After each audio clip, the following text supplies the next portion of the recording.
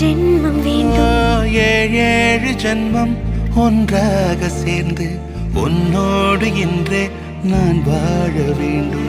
காலம்